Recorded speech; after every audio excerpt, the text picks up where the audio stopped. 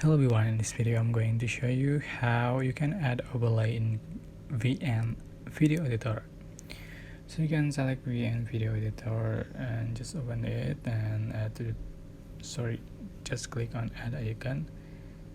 So select new and add the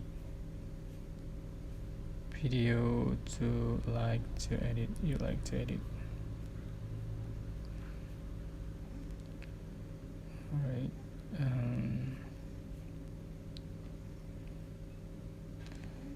just add to the track, and to add the overlay you can click on this icon, this image icon.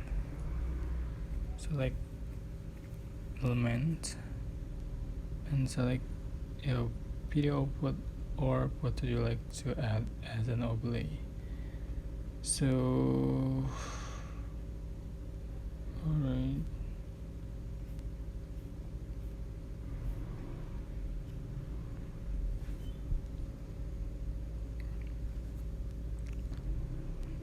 you can resize and adjust for the position and add the animation to the overlay.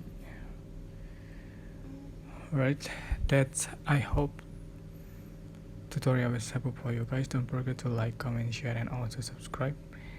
If you have any question, please leave in the comment section below. Thank you so much for watching.